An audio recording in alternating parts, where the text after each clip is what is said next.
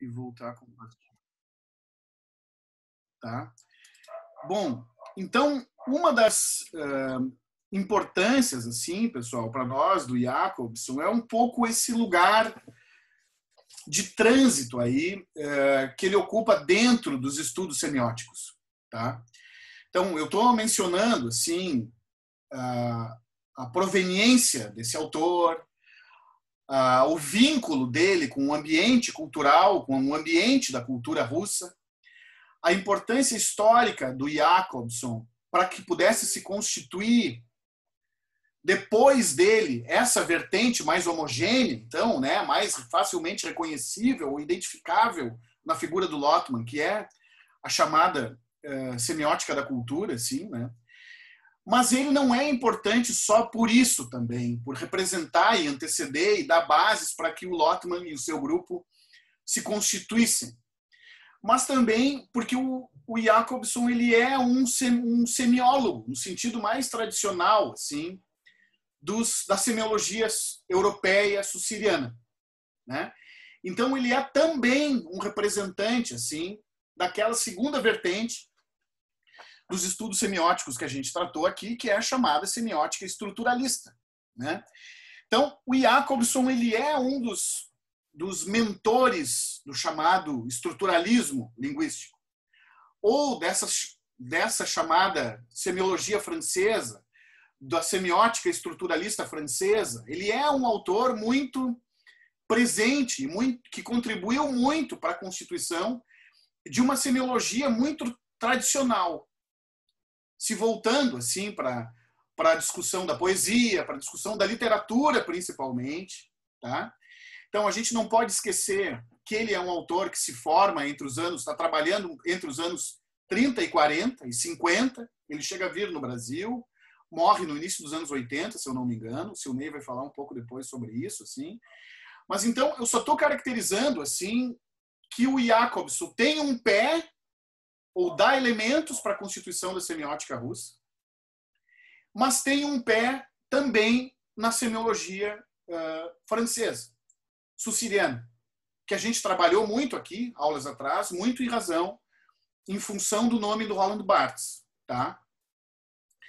E tem um outro dado, assim, importante de dizer, e que ficou mais claro para mim de ontem para hoje, na medida que fui reler textos do Jacobson, que o Jacobson foi trabalhar nos Estados Unidos também. Ele morre nos Estados Unidos. Né? Então, as últimas décadas de vida assim, dele, a partir dos anos 50, se eu não me engano, ele já está morando nos Estados Unidos e ele atua muito nesse campo da linguística nos Estados Unidos, e nos Estados Unidos ele conhece o trabalho do Peirce, que foi o primeiro autor que a gente viu.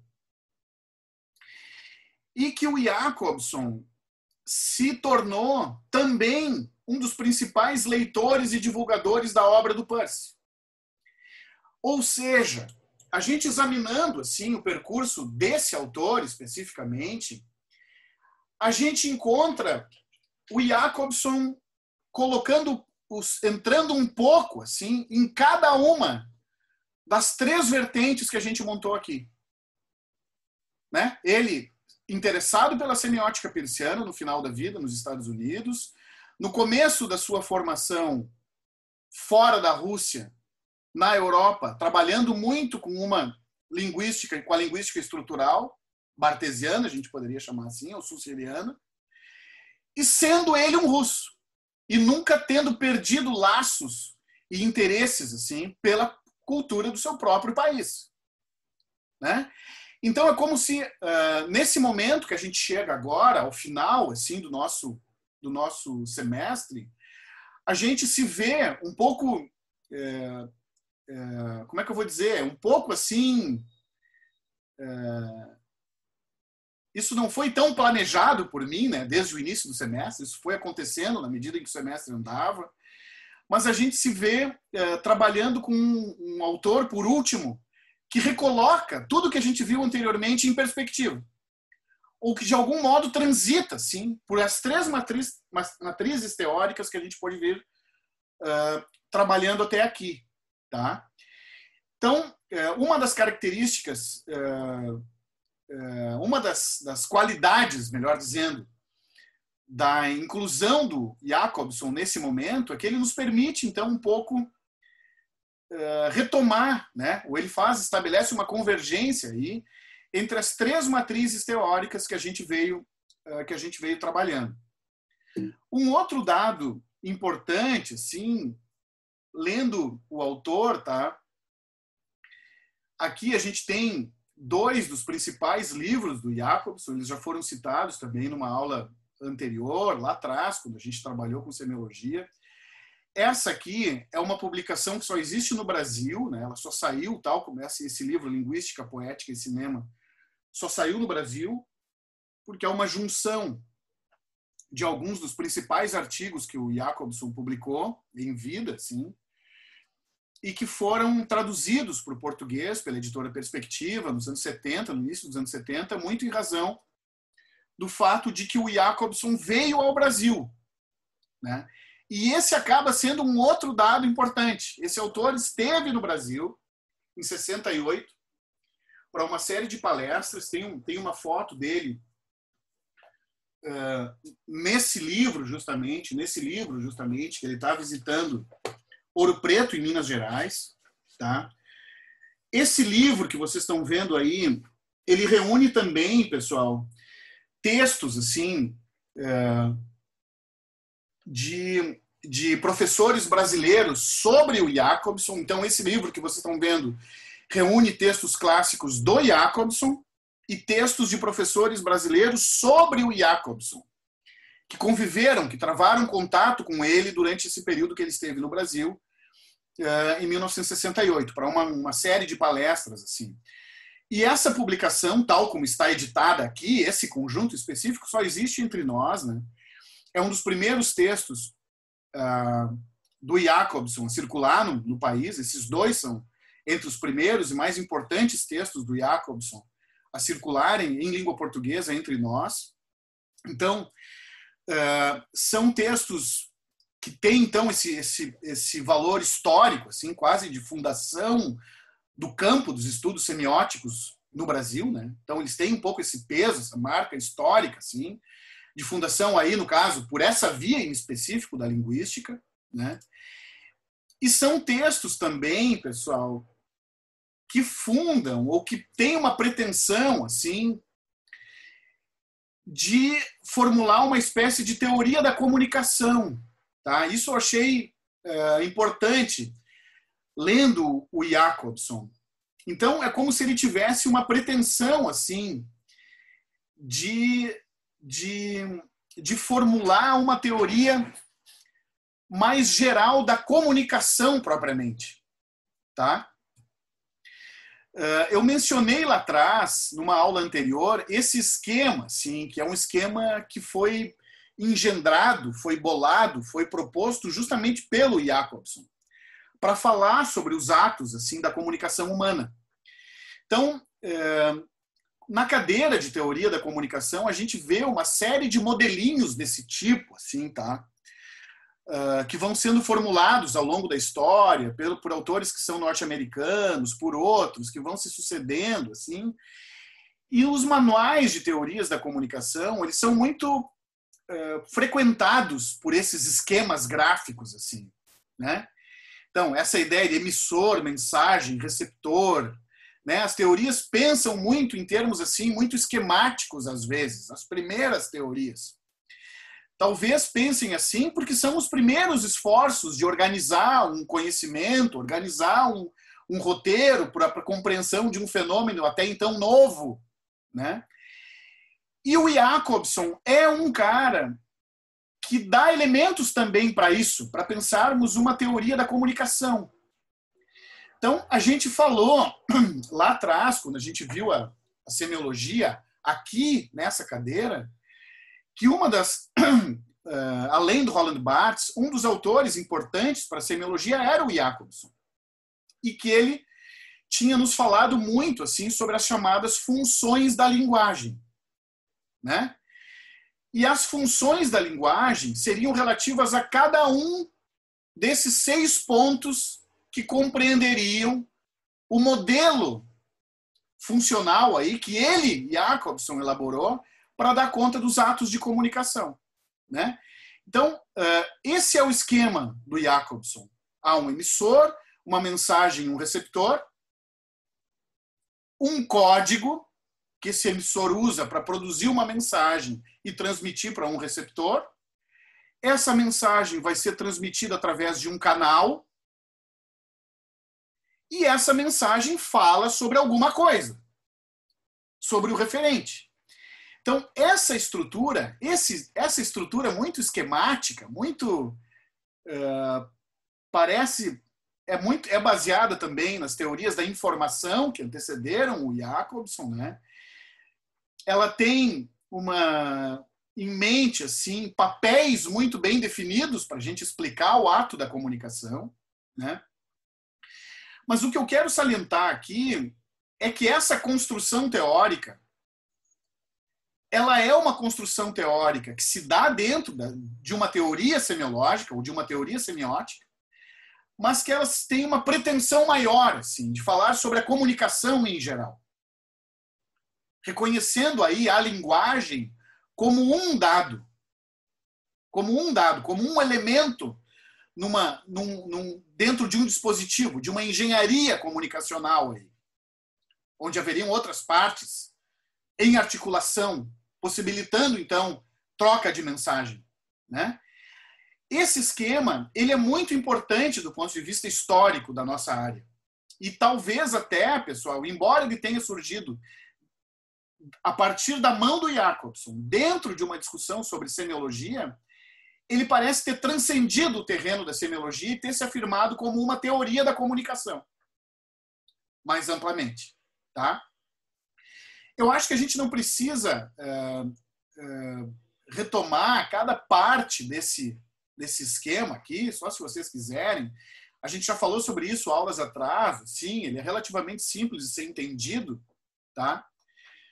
Talvez o Silney mais à frente possa retomar isso, porque afinal de contas essa é uma contribuição muito marcante deixada pelo Jacobson, tá? O modo como ele caracteriza cada parte dessa engrenagem aqui, né? Ou o modo como ele desmembra o ato da comunicação nesses componentes todos, né? E vai caracterizando as partes, então, cada um deles, né? Separadamente, cada um deles, né? Então, não tem como a gente falar sobre o Jacobson sem mencionar, pelo menos, assim, essa contribuição que ele deu a partir das teorias linguísticas para as teorias da comunicação de modo mais ampliado, assim, né?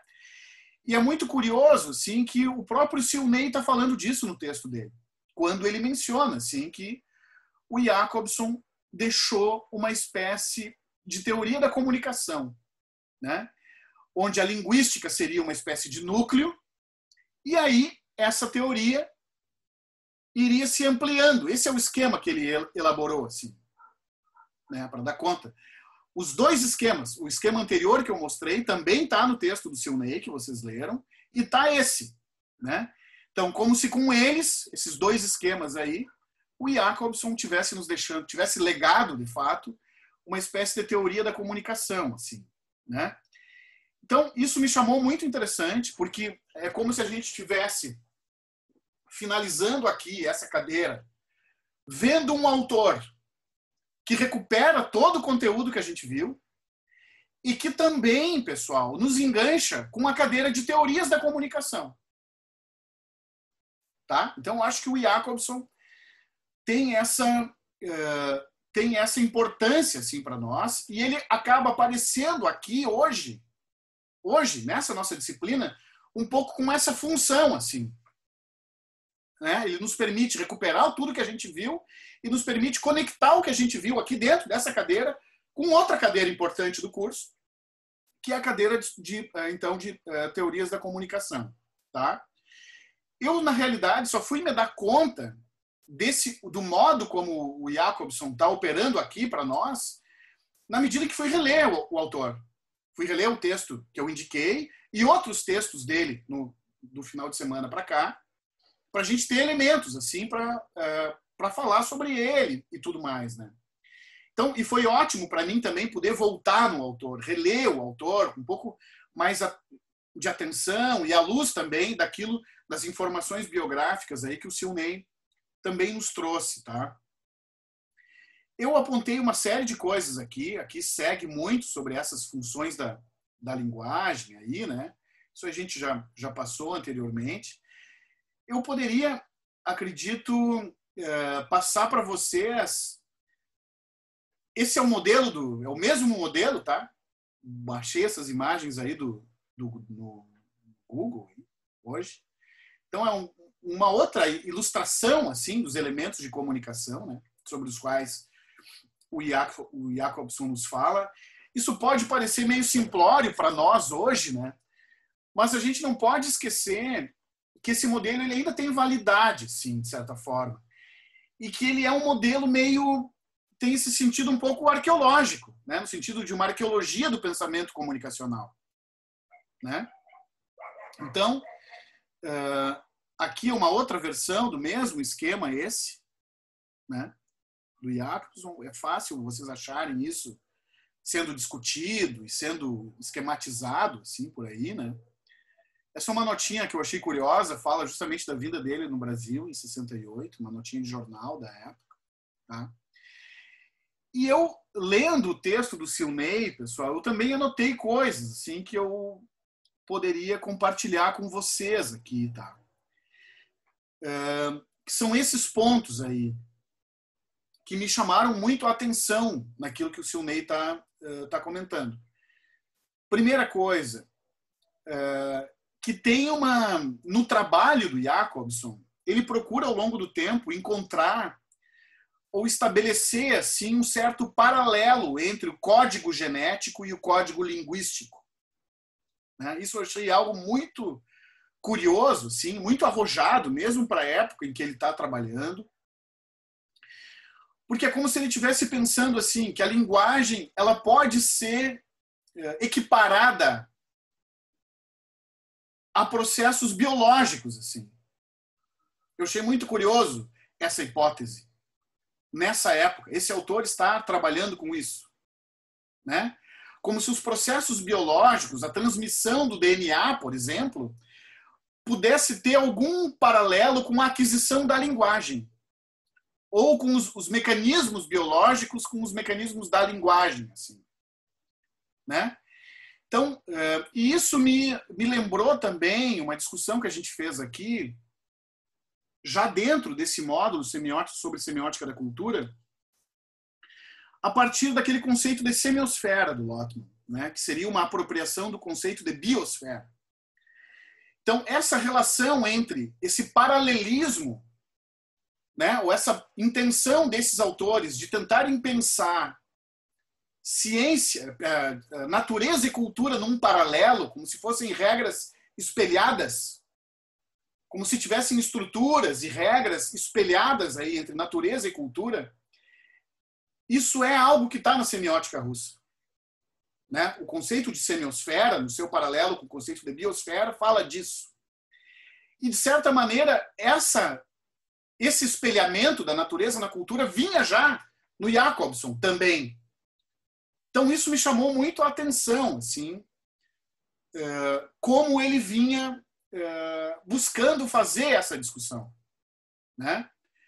Um outro dado que o Silney nos fala no seu texto é a intenção dele de se voltar assim, para o estudo da aprendizagem das crianças, né? Como é que as crianças adquirem a linguagem, se familiarizam com a fala, né? Então, isso eu achei muito interessante também, que ele vai incorporando no seu trabalho de linguista essas observações de caráter aí mais relativas assim, à aprendizagem e à etologia também. Tem uma passagem no texto que ele fala sobre isso, assim, de observação da comunicação entre animais também, né? Como se ele estivesse fazendo assim, buscando esse nexo entre natureza e cultura também, né? Então, eu achei interessante essas estratégias que o autor vem utilizando, né? Imagino que o Silney vai nos falar mais sobre isso, assim, Outro dado que me chamou a atenção diz respeito a essas repercussões da vinda do Jacobson no Brasil, né? Eu lembro que lá atrás a gente falou muito sobre o Décio Pinhatari, o Haroldo de Campos, aqueles poetas concretos. A gente trouxe poemas deles aqui, que, né, então era aquele movimento concretista de São Paulo, muito ativo a partir da década de 50 e tudo mais. Aqueles caras como sendo os responsáveis pela apropriação e disseminação da semiótica persiana no Brasil, entre nós, a partir daquele período ali. Tá?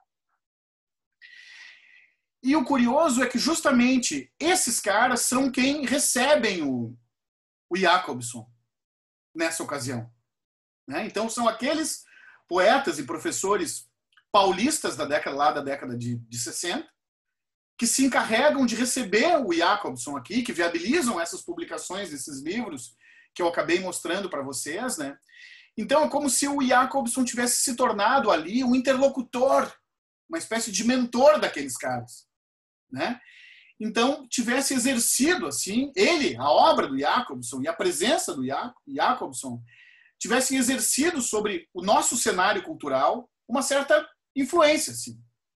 Jacobson, de algum modo, bem ou mal, talvez a gente possa discutir isso com o seu Ney logo em seguida, impactou de algum modo, assim, as ideias dele, a presença dele, as ideias que ele trouxe, impactaram, assim, a cena cultural brasileira daquele período, no final dos anos 50 e início dos anos 60. Né? Isso eu achei um ponto interessante também. Essa ideia de uma teoria da comunicação, eu já mencionei agora há pouco, né? Que ele cria esse modelo funcional, porque ele vai discutir muito as funções das partes, né, dos componentes ali do ato da comunicação. Ele é um esquema transmissivo também, né, que pensa emissor e receptor como instâncias assim meio que estáveis, meio demarcadas ou demarcáveis no modelo, né? E ele é esquemático, como, aliás, eram quase todas as tentativas de formulação de teorias, modelos teóricos, nesse período aí da década de 40, no pós-guerra, no pós-segunda guerra. Tem um outro dado interessante, assim, que eu acho que apareceu em algumas perguntas também de vocês, que é essa ideia da tradução. Tá? Esse tema da tradução também é um tema muito forte dentro da semiótica russa, né? A gente falou disso também muito no trabalho do Newton ali, como é que os DJs se apropriam e traduzem para suas gramáticas, para a sua semiosfera da música eletrônica, expressões musicais folclóricas, por exemplo. Né? Então, assim, o conceito de tradução é um conceito importante para a semiótica russa e é um conceito importante também para o Jacobson. Porque essa ideia de uma tradução intersemiótica é uma ideia dele. Ele vai discutir isso. E ele bola, né? Ele propõe, ele distingue aí entre três tipos de tradução. A interlingual, a intralingual e a intersemiótica. Né? A interlingual é quando eu consulto um dicionário da língua portuguesa porque tem uma palavra da língua portuguesa que eu não sei. E eu sou um falante da língua portuguesa. Mas eu vou traduzir essa palavra da língua portuguesa para outra palavra da língua portuguesa que eu não sei, que eu sei. Então, assim, eu estou fazendo uma tradução intralingual, dentro da mesma língua. As traduções interlinguais, entre línguas distintas, são mais comuns. E no nosso caso aqui, nesse campo de estudos da mídia, da comunicação, as traduções intersemióticas também são muito comuns. Aquele vídeo da Lady Gaga que a gente trabalhou lá atrás, talvez ele possa exemplificar modalidades aí de tradução intersemiótica, né? Da linguagem dos quadrinhos, por exemplo, sendo traduzidas para a linguagem do videoclipe e da publicidade, sendo apropriadas para a linguagem do videoclipe também, né? Então, talvez aquele vídeo que a gente viu lá atrás tenha uma característica, tenha como uma de suas características eu vou interromper aqui o compartilhamento, porque tem 2 colegas chegando e já está quase na hora do Silnei aparecer. Deixa eu voltar agora. Então, assim, só para concluir aqui, pessoal, essa discussão sobre as traduções também são muito importantes, assim, dentro do que o Jacobson produziu, né? Ele tem uma relação e uma influência mútua aí com o Lévi-Strauss, com o antropólogo. Ele tem textos em que ele estabelece paralelos assim entre a linguística e a antropologia, né? Do trabalho de campo antropológico. Então ele está muito posicionado nesse momento assim gerador do chamado estruturalismo, para além da linguística, né? E ele me chamou muito a atenção agora aqui também como um cientista interdisciplinar. Apesar de ser um cara que está trabalhando na década de 40 e 50, né, já naquela época muito disposto assim, a incorporar na sua ciência da linguística aí, esses conhecimentos vindos de outras áreas, né? Então, quando eu falo aqui que ele faz descrições das formas de comunicação entre animais, ele está fazendo um estudo de tipo etológico, como a gente chama, né? Então, observar como se ocorrem as interações entre animais, aí, isso aí é próprio da etologia. Então, o Jacobson me pareceu assim se o Ney chegou aqui, eu vou chamá-lo, eu vou aceitar e a gente começa a conversa com ele, tá, pessoal? Sim ou não? Só me deem um ok aí. Ok, sir. Certo? Valeu, Igor. Então, eu liberei ele, imagino que ele esteja entrando. E aí fica isso como uma certa...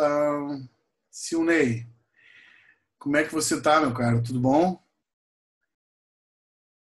Tivemos bem? Opa, tranquilo? Me Tudo ouve bem? aí? Sim, te ouvimos bem. Nós estávamos fazendo, cara, eu fiz um brevíssimo apanhado, assim, tá? Sobre o Jacobson, não me atrevo, assim, tu é o especialista no autor, né? Então, por isso, a razão do convite, assim, a gente descobriu que essa é uma cadeira de comunicação semiótica, como eu te falei. Nós vimos um pouco de Peirce, um pouco da semiologia estruturalista susseriana e um pouco da semiótica da cultura. E nas minhas leituras recentes, assim, do final de semana, sobre o Jacobson, eu encontrei o Jacobson um pouco interagindo com essas 3 perspectivas. O Jacobson, leitor do Peirce, o Jacobson envolvido na construção do estruturalismo, poderia dizer, e ele também, sem negar a sua proveniência, né, e o seu ambiente da cultura russa e tal. Então, curiosamente, chegando nesse momento, com esse autor, a gente tem com ele uma condição de um pouco revisitar todo o percurso que a gente fez até aqui na cadeira. Eu mencionei para a turma, assim, que o teu texto foi indicado também por essa entrada que tu adota, né, para falar sobre esse autor pela via da biografia também. Teu texto é um texto bibliográfico, né, isso me pareceu muito interessante. A gente leu o texto, a turma me encaminhou questões sobre o teu artigo, assim, e a gente gostaria, assim, que tu pudesse nos falar sobre o teu envolvimento com esse autor, né? Por que tu te interessou por ele? Como é que foi a tua experiência com ele? Como é que tu enxerga, assim, o lugar do Jacobson dentro do campo dos estudos de semiótica ou mais amplamente, assim, dos estudos de comunicação? E queria enormemente te agradecer também, cara, por ter aceitado o convite, né? Então, a gente está muito querendo te ouvir, assim. Então, bom, boa noite. Gente, assim, se por acaso o som ficar ruim, vocês me avisam, porque eu estou com o microfone aqui, que às vezes ele pega muito som ambiental. E às vezes capta som da rua, enfim. Aí qualquer coisa vocês me falam e eu troco. Bom, eu agradeço também o convite, né? Sempre um prazer aí poder participar, né, de um evento, né? Toda aula é um evento, né? E compartilhar, e trocar ideias, enfim, né? Sempre muito bom. O meu envolvimento com o Jacobson, na verdade, foi meio que casual, assim, de certa maneira, né? Eu já tinha leitura da semiótica russa, né, desde a época da graduação na faculdade, né, da semiótica em geral, né, e seguia por essas linhas, né, a semiótica persiana, né, a semiótica russa e o Bakhtin, né, que, claro, a semiótica russa inclui Bakhtin, embora ele tenha suas especificidades, né. Então, eu já tinha esse envolvimento, né? E durante o doutorado, eu participei de um grupo de estudos de comunicação e semiótica, que era coordenado pelo meu orientador, Pedro Russo, inclusive teve passagem lá pelo ensino, né? Sim. Todos conhecem. Então, ele coordenou esse grupo de estudos e a gente fez várias leituras, né? Do Peirce, dos pragmatistas, né? Do James, e também da linha mais semiológica, digamos assim, né? Então, Levi-Strauss, o próprio Jacobson, né? E, nesse momento, eu estava escrevendo a tese e tinha uma passagem aí pelo Jacobson que acabou ganhando uma dimensão bem maior do que eu imaginava, né? Muito em função desse meu envolvimento com grupos de pesquisa, do qual resultou um artigo que eu publiquei num livro que é esse aqui. Sim. Que é publicado pela editora da UNB, editado pelo Pedro. E aí tem um artigo meu sobre o Jacobson. Já uma leitura mais avançada, já era uma coisa que eu já estava escrevendo para a tese, né? Escrevi e publiquei. E por conta desse artigo, o pessoal da PUC do Rio me convidou para escrever esse artigo que vocês leram aí, né? Está no clássico da comunicação, né? E eles deram para a gente um roteiro, né? Olha, vida e obra, tipo assim, né? Então esse formato do texto não foi uma escolha minha, foi uma decisão editorial, né? Se vocês forem ler outros artigos do livro, vão perceber que ele segue mais ou menos essa orientação, né? E de fato é muito interessante, assim, né? Principalmente no caso da semiótica russa, porque é impossível assim, você desvincular as reflexões desses semioticistas aí do contexto em que elas foram produzidas, né? Eu vou entrar nisso mais adiante, não? Mas eu só queria chamar a atenção para isso desde já, né? Então, assim, em função desses dois artigos, né, eu até brinquei com o Fabrício quando ele me convidou, que virei um jacobsoniano, né? Embora não o seja, né? Foram coisas muito casuais assim, que acabaram acontecendo, né? Mas não me oponho a isso, né? Não tem problema nenhum, né, de conversar sobre Jacobson, muito pelo contrário, né? E fico feliz que vocês já tenham feito essas passagens aí, né? Pelo Peirce, pelo Rotman, né? Isso ajuda a situar um pouco aí o que eu vou falar sobre a semiótica russa. A minha ideia não era concentrar tanta atenção no Jacobson nesse momento, né? Até porque vocês já leram o texto, né? Então, a minha intenção é ir um pouco além, né? Trabalhar com o Bakhtin um pouquinho e com a semiótica russa, a chamada escola de Tartu e Moscou, né? Que estão orbitando aí, né? Nas discussões do próprio Jacobson, né? Sobre a relação do Jacobson com o Peirce, eu acho que o Jacobson é um cara que reconhece, né, a importância do Peirce para o estudo semiótico. Em vários textos ele enfatiza isso, ele elogia o Peirce, diz que é fundamental, né, que você tenha conhecimento e leitura do Peirce para entender semiótica, né? Embora ele próprio faça uma leitura num viés bem estruturalista, né? Como não poderia deixar de ser, né? Em determinado momento ele diz, olha, o Peirce é o patrono da linguística estrutural, né?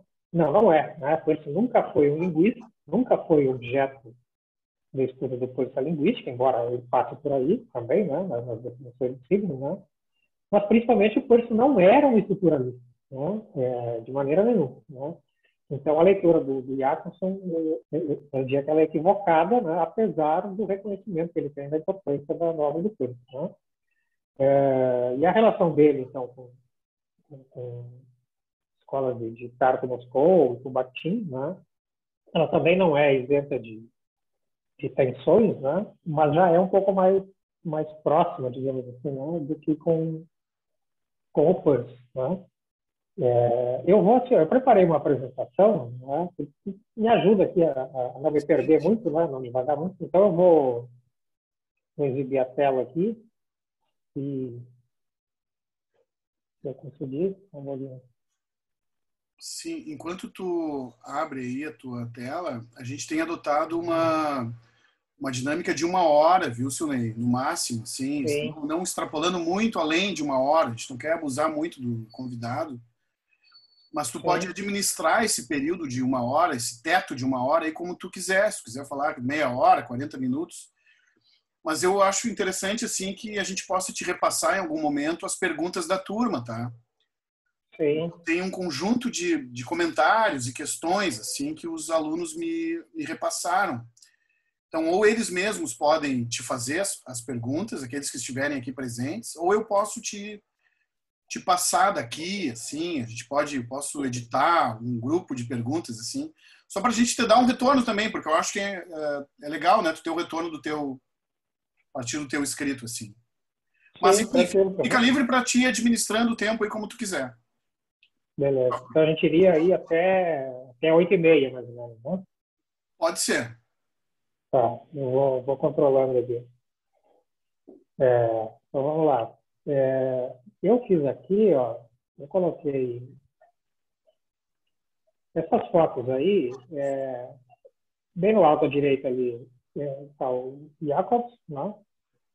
Na esquerda embaixo é um chamado Círculo de Bakhtin. Não são todos os integrantes, mas alguns deles estão ali. A gente tá vendo um mapa só. Não tá. Acho que tu pode ampliar também, né? Eu ampliei, deixa eu ver. O que está acontecendo ali? Aí, agora sim. Agora apareceram as imagens. Sim? Sim. Tá. Então, aqui é o Jacobson. Esse aqui de barba é o Bakhtin. E aqui, alguns integrantes da escola de Tartu Moscou. Esse aqui é o... Vocês enxergam o cursor aí? Não, eu não vejo. Não sei como é que tá para o pessoal da turma. Para mim, o meu cursor aparece para mim. Não sei se aparece para vocês. Né? Não, o cursor não aparece para a gente aqui. Tá. Não, mas tudo bem. Só para indicar, né? Nessa foto, então, bem da esquerda, aparece aquele carinha de barba ali, no cantinho, é o Bakhtin, né?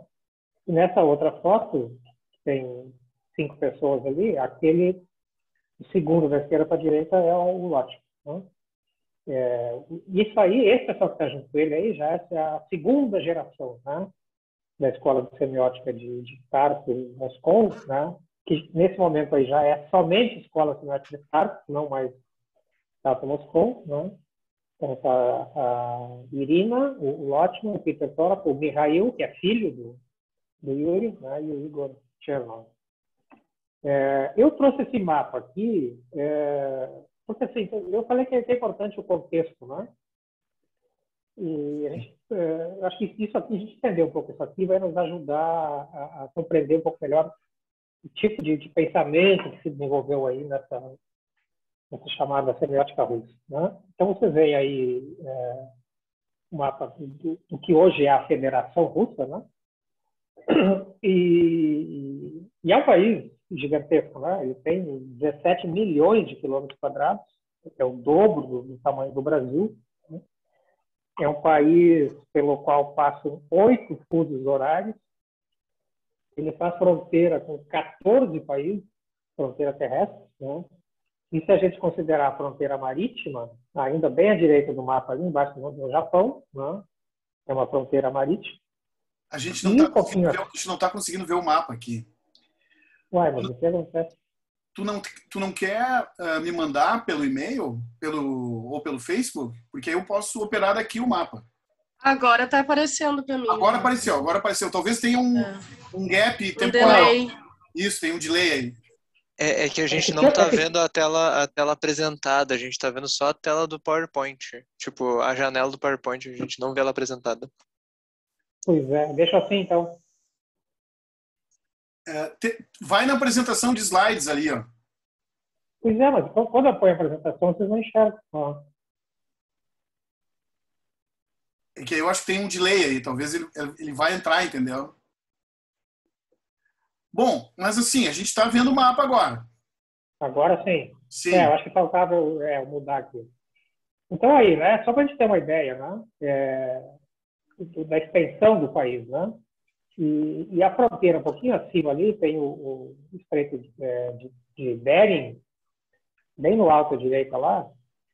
Vocês conseguem ver ali. Tem US no cantinho ali, que é uma fronteira marítima da Federação Russa com os Estados Unidos, né? Ele está a 83 quilômetros do Alasca, né? Então, se a gente for considerar essas fronteiras marítimas, a Federação Russa faz um país, ela faz fronteira com 3 continentes, né? Com a Europa, com a Ásia e com a América, se considerar essa proximidade com o Alasca, né? Por que eu estou dizendo isso? Né? Porque a Rússia, por conta dessa situação geográfica, né, ela tem uma cultura muito rica e ela é um país multicultural. Né? Esse é um dado fundamental para a gente entender as reflexões da semiótica russa, que leva em conta, né, esse caldeirão cultural que é a Rússia. Né? Deixa eu ver se vai adiante. Cada vez que eu mudo aqui, eu preciso compartilhar de novo. Eles estão percebendo aqui. Está aparecendo aí? O mapa. O mapa ainda? Estamos no mapa ainda. Acho que cada vez que eu mudo, eu preciso compartilhar de novo. Multiculturalismo e plurilinguismo, aparece aí? Não, ainda não. Pois é. Vamos fazer o seguinte, Fabrício. Deixa eu...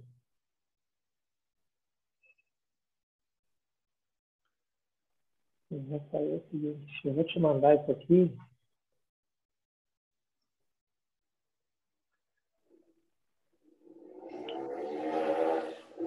Será que vai pelo... Eu acho que eu recebo. Tenta me mandar pelo meu e-mail ou pelo Facebook mesmo.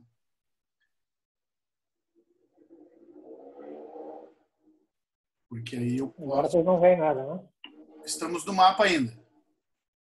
Pois é. Eu já tirei ele da tela ali. O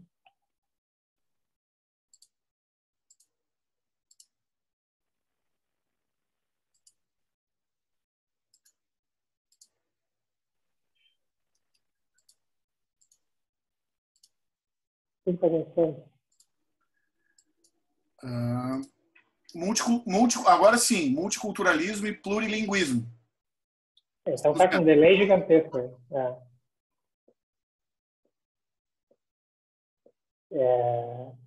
Eu vou fazer o seguinte, eu vou deixar aqui mesmo na apresentação, sem ser na apresentação. Tá. Talvez isso facilite. Vamos ver.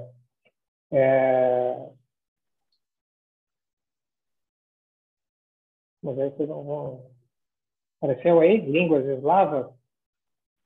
Sim, multiculturalismo e plurilinguismo, línguas eslavas, depois 430 milhões de falantes. Essa página. Então tá.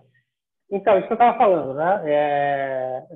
Isso é a Rússia, né? Ela é multicultural e plurilinguística. O que tem aí? Por que essa importância das línguas eslavas? A gente vai ver adiante na semiótica russa. As línguas eslavas são uma família de tronco indo-europeu que é falada na região do leste da Europa, incluindo a Rússia, né? São 430 milhões de falantes, pega ali o leste europeu, a Federação Russa e os Balcãs, né? E ela se divide, né, o eslavo, o oriental, o ocidental e o meridional. Então, são esses povos aí que compartilham essa língua, né? Cada ramo desses aí, cada dialeto, é um eslavo diferente, né? Só dentro da Federação Russa você tem 100 idiomas diferentes e 160 etnias. Então, assim, tudo é superlativo em se tratando de cultura e de língua, quando você está falando da Federação Russa e da Rússia, né? Da onde vem o eslavo? Né? O eslavo é uma língua inventada, né? Ela é uma língua na qual foi traduzida a Bíblia para esses povos eslavos que não tinham escrita, né? E dois santos, que não eram santos na época, foram canonizados depois, né? Santo Cirilo e o santo, é o irmão dele, eu esqueci o nome, né? O santo Cirilo, daí vem o nome do alfabeto, o alfabeto cirílico, inventou um alfabeto, né, para traduzir a Bíblia para cristianizar esses povos eslavos, que são descendentes dos vikings, né? Então, eram povos bárbaros, né? E eles foram alfabetizados a partir de uma Bíblia com um alfabeto inventado, o alfabeto cirílico, que é uma mistura, né, do alfabeto latino, do alfabeto grego e do hebraico, né? Da onde vem essa influência toda? Né? Um pouquinho de história aqui, vamos ver se eu consigo compartilhar outra tela aqui.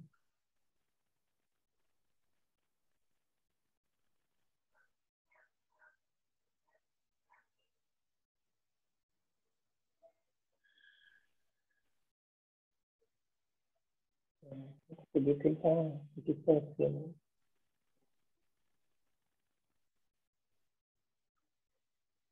Enxerga esse outro mapa aí? Não, estamos na página anterior ainda.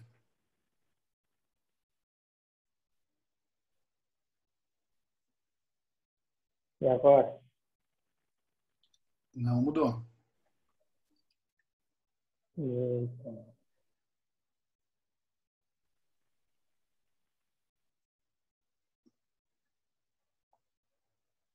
Bom, vamos passar adiante. Eu queria mostrar para vocês que nesse outro mapa não aparece, né, um mapa atual.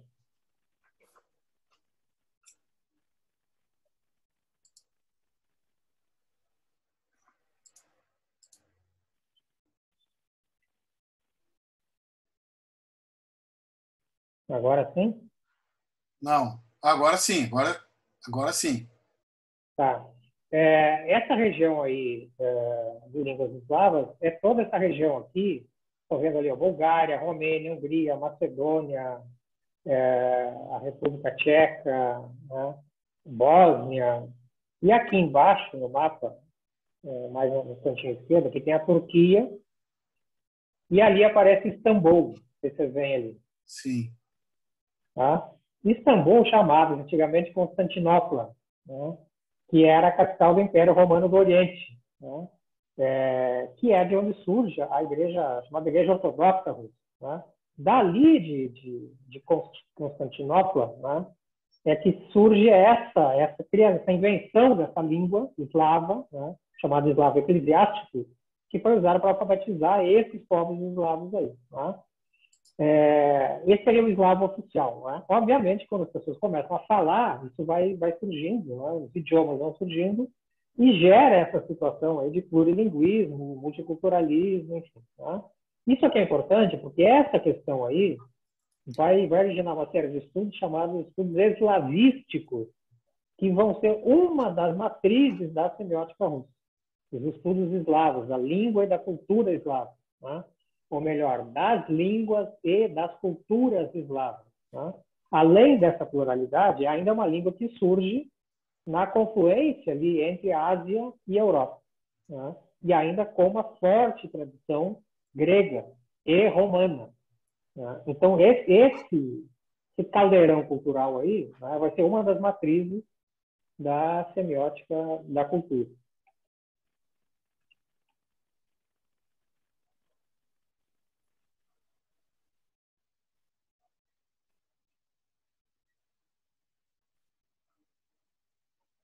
Tudo bem aí? Sim, multiculturalismo e plurilinguismo, línguas eslavas, é aquela página anterior.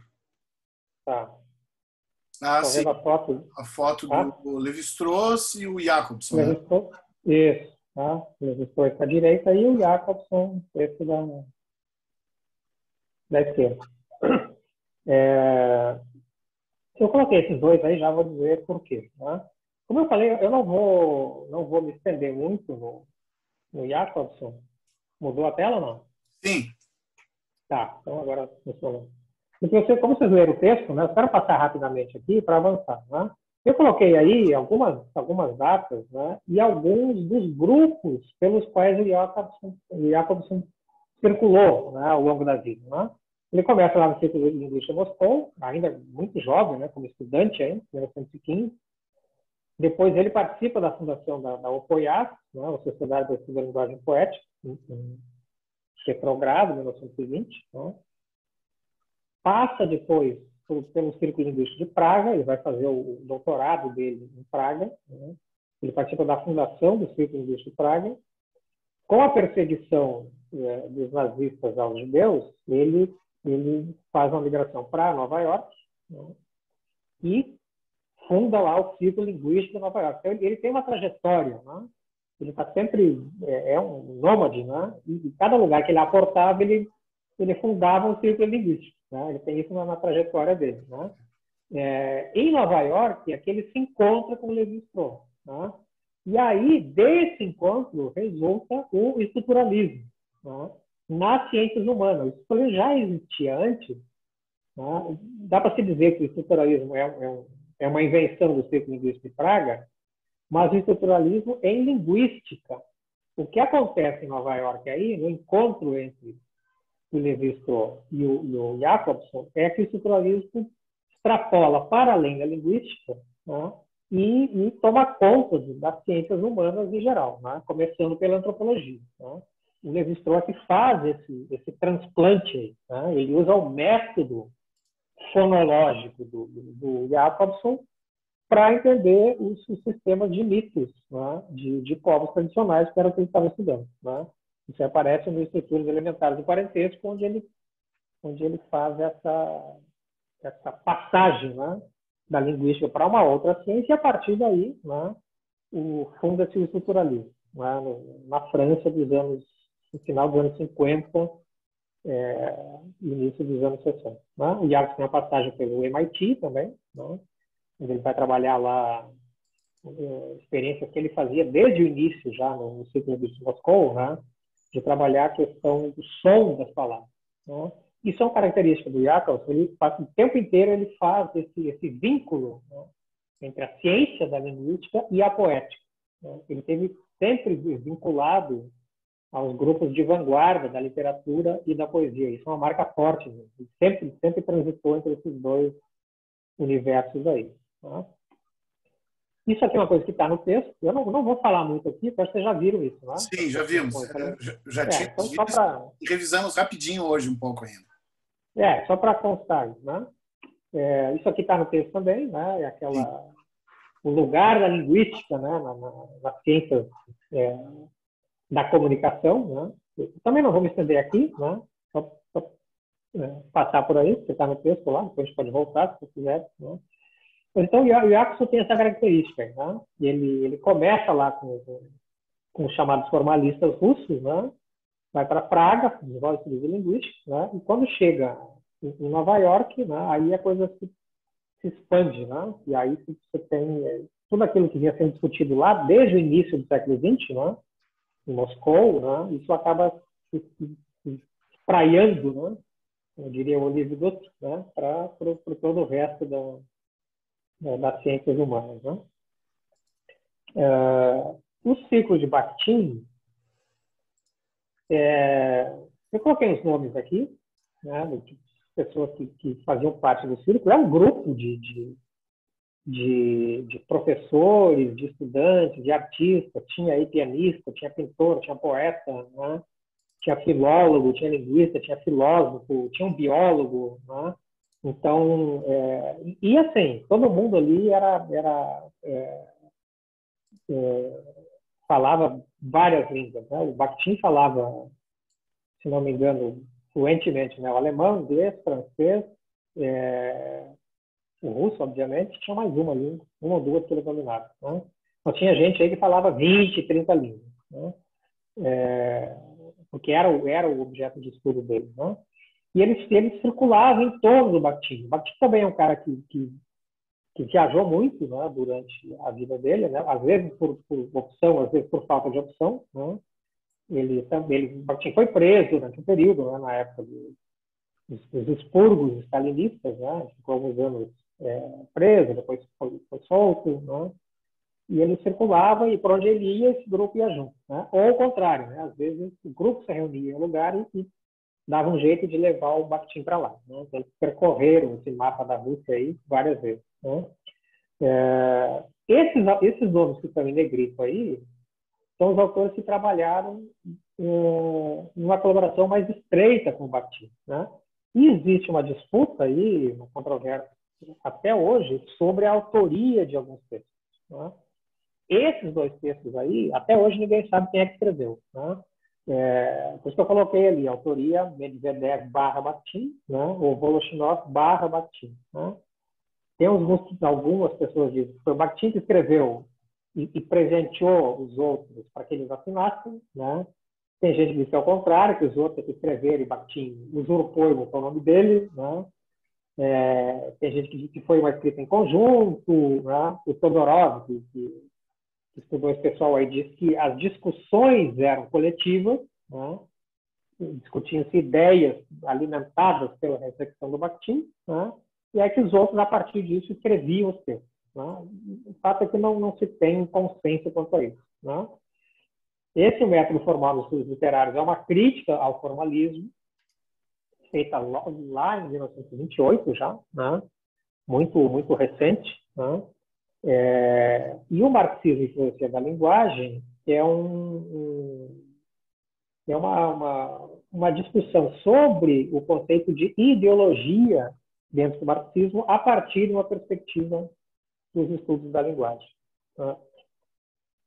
Escrito então pelo Voloshinov e pelo Bakhtin, né? O que esses textos, a rigor, estão dizendo é que eles têm uma concepção. Só porque eu vou desligar o telefone que alguém me ligou aqui.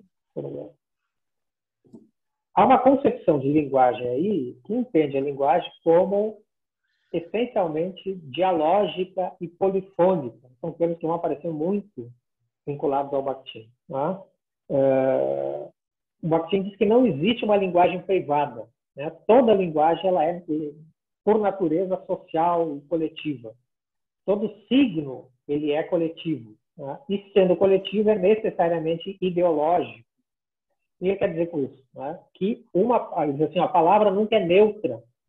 Qualquer palavra que eu use vai vir carregada de valores. Ela tem uma carga axiológica importante. Ela nunca é neutra, né? Vamos pegar um termo que virou um trending topic recentemente, pela fala do Lula, né? Aborto, né? Aborto não é uma palavra neutra, jamais, né?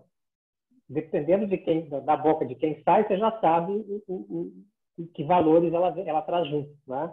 Se vem da boca do Malafaia, você já sabe o que ele quer dizer quando ele fala essa palavra, né? Se vem da boca da Maria do Rosário, é outra coisa, né? É a mesma palavra, né? Mas não é, né? Não é porque ela não é neutra, né? Ela traz essas marcas, né? Desses valores que ela carrega, né? Então, isso é uma noção chave aí da concepção de linguagem, do círculo de Bakhtin, né? Do Bakhtin também, né? E outra ideia-chave aí é de que a palavra, o signo, né? Não só o signo linguístico, qualquer signo, ele nunca é simplesmente um reflexo das condições sociais, né? Quando eu uso uma determinada palavra, eu uso isso em um enunciado, em um discurso, e eu tenho que entender essa palavra, em primeiro lugar, dentro desse discurso aí, né?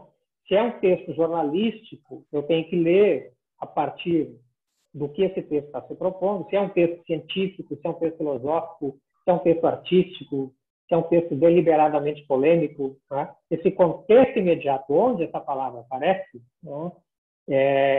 Carrega junto parte do sentido, né? desse termo e desse signo. Né? Bakhtin diz, né? Para eu entender um enunciado, uma frase, uma oração, um texto, qualquer coisa, eu preciso necessariamente entender o contexto da enunciação. Ou seja, né? Onde é que esse texto foi produzido, com que intenção, que resposta esse texto está pedindo, né? A quem ele é endereçado. Né? Então, não existe enunciado isolado das suas condições sociais de produção e de recepção. Né? O que não significa que um texto, um signo, seja um reflexo dessas condições. Tem uma frase-chave no marxismo e filosofia da linguagem que diz assim: todo signo reflete e refrata a realidade. Ele não é simplesmente um espelho. Né? Ele tem uma materialidade, ele tem uma história. Né? Um texto literário, por exemplo, eu preciso entender ele, em primeiro lugar, dentro da literatura. Né? Qualquer obra, um romance, por exemplo, ele é, acima de tudo, uma obra literária. Ele se coloca, né, no circuito das falas sociais, né, trazendo junto todas essas marcas de ser um texto literário. Né? Essa característica desse texto de ser um texto literário é que torna esse texto opaco. Ele não é totalmente transparente. Ele traz ali com ele, né, elementos da própria história da literatura, do gênero literário que esse texto está se colocando, né, da época em que ele foi escrito, enfim. Né? Tá claro aí? Tudo bem? Tá? Eu trouxe uma imagem aqui que eu acho que ilustra bem isso aí. Apareceu aí? Sim, Pink Floyd. Tá? Capa do Dark Side of the Moon. Né? Isso aí, para mim, ilustra bem essa frase. Né? Um signo reflete e retrata a realidade. Um prisma faz isso. Né? Vocês já fizeram essa experiência aí, né? Que o Newton fez para mostrar a decomposição do raio de luz. Né? Há algo aí que esse prisma vai refletir, né? Mas há algo que ele vai refratar. Né? Essas linhas coloridas ali, né, são a refração da luz quando ela passa pelo prisma. Né? Ou seja, o prisma age sobre a luz. Ele não está simplesmente devolvendo ela tal como ela chega para ele. Né? Na outra ponta, depois que passa por ele, sai uma cor diferente. Né? Mais colorida, digamos assim. Tá? Já teve gente que interpretou essa capa aí como sendo uma referência, pode ao orgulho LGBT. Né? Não tem nada disso. Né? Na época que a capa foi lançada, não tinha essa discussão ainda. Né? Mas é interessante porque é uma leitura possível hoje. Né? Então, o signo está vivo. Né? Ele está constantemente, né, entrando e saindo de circuitos ideológicos. Né? Então, essa ideia aí, né, de reflexão, mas também de retração. Né? Isso aí o Bakhtin vai usar depois para falar, olha, a literatura, o romance, que é o que ele trabalha principalmente, né, é uma energia, uma força da cultura que age sobre a cultura, age sobre a vida. Né? O romance tem algo a dizer, ele não é simplesmente um reflexo das condições sociais. Né? Aqui é uma crítica ao marxismo vulgar, né? Raso, né? Que muitas vezes interpreta, né, as manifestações artísticas como simplesmente um reflexo das condições sociais. Não é isso. Né? O Bakhtin para o círculo não é por aí. Tá? Seguimos? Sim. Aí está o Aí próximo. está o próprio Bakhtin, né? já no final da vida. Fala um pouquinho dele aqui, né? Mais sobre as obras aqui, sobre a vida, né? Essas aí são as obras que ele assinou com o nome dele, né? Problemas da Poética de Dostoiévski, que tem uma primeira versão em 1929, e ele reescreve, amplia, né? e relança em 63. Né? Cultura Popular, Idade Média e Renascimento, 65. O Questões de Literatura Estética é o último livro que ele organiza em vida. Né? E o Estética da Criação Verbal é um livro póstumo. Ele apareceu em 75, né? Então, o Estética da Criação Verbal reúne textos desde final dos anos 20, anos 30, até textos dos anos 70. Né? São mais rascunhos, são apontamentos, não chegam a ser textos acabados. Né? E aí ele vai trabalhar aqueles conceitos de dialogismo, de polifonia, né? De carnavalização da literatura, de cronotopo, de gênero, discursivo, tudo isso está aí. Né? O dialogismo e a polifonia, um pouco isso que eu falei, né? Ele vai ver todo o signo, por ser algo coletivo, né? Ele nunca é monológico, ele sempre traz várias falas dentro dele, né? Isso seria mais ou menos isso transplantado para a literatura, caracterizaria os romances que ele chama de polifônicos. Dostoiévski trabalha isso, né? Ele diz que as vozes dos personagens dos romances de Dostoiévski têm tanto valor quanto a voz do próprio Dostoiévski. Né? Dostoiévski não se coloca acima dos seus personagens, né? Ele se coloca no mesmo nível. Né? Então, o Dostoiévski tem essa maestria, né, de recriar essas falas sociais, né, sem apontar para elas um olhar de julgamento, de reprovação. Ele simplesmente deixa essas vozes se ouvirem. Né? Essa é a concepção, mais ou menos, né, dele da polifonia. Né? Ele fala aí, no dialogismo, né, do que mais tarde a linguística vai chamar de conteúdo posto e conteúdo pressuposto. Né? E quando eu falo algo, né, eu estou falando muito mais do que aquilo que está expresso. Né?